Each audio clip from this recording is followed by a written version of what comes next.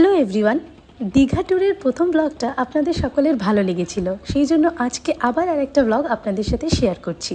যেদিন আমরা দীঘা পৌঁছাই সেদিন বিকেলে সবাই মিলে চলে গিয়েছিলাম ঢেউসাগরে, যেটা ছিল নিউ দীঘাতে। যখন বাবা অটোর ভাড়া মেটাচ্ছিলেন সেই মুহূর্তে আমি এদিক ওদিক করে ছবি ভিডিও এগুলো তুলে নিচ্ছিলাম। যাই হোক, ঘুরতে এসেছি বলে কথা, ফটো ভিডিও এগুলো তো করতেই হবে, নাহলে আর এসে কী লাভ। পার্কে ঢুকেই ভাইকে বলেছিলাম আমার একটা ফটো বা ভিডিও এগুলো তুলে দিতে, কিন্তু সে সব দিকের ভিডিওই তুলেছে, শুধুমাত্র আমারটা বাদ দিয়ে। কি আর করা যাবে, মেনে নিতে হবে।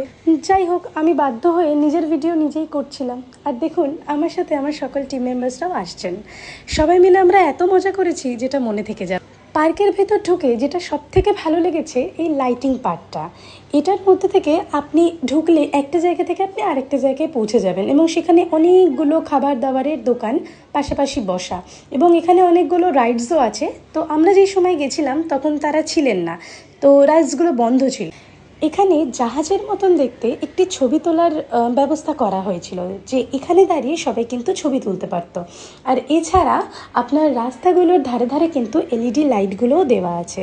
সব শেষে খুব সুন্দরভাবেই পার্কটা সাজানো ছিল। আপনারা তো জানেনই, শখের দাম লাখ টাকা, কিন্তু আমার এই শখের দাম ছিল মাত্র 20 টাকা।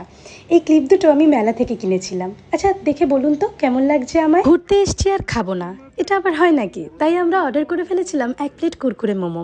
এটা আমার কাছে নতুন হলেও বেশ ভালো ছিল। আপনারাও কিন্তু ট্রাই করতে পারেন, খুব একটা মন্দ লাগবে না। খাওয়া দাওয়া শেষ করে আমরা সকলে মিলে বোটিং করতে চলে গেলাম। হ্যাঁ, বেশিরভাগ রাইডস বন্ধ থাকলেও শুধুমাত্র বোটিং এবং টয় ট্রেন এই দুটো রাইডসই চালু ছিল। তো বোটিং করতে করতে আমরা সেই দিনের সন্ধেটা খুব সুন্দরভাবে উপভোগ করছিলাম। আর পরের দিন আমরা কোথায় গেলাম, কী কী করলাম সেগুলো নিয়ে আসবো পরের ব্লগে। টাটা।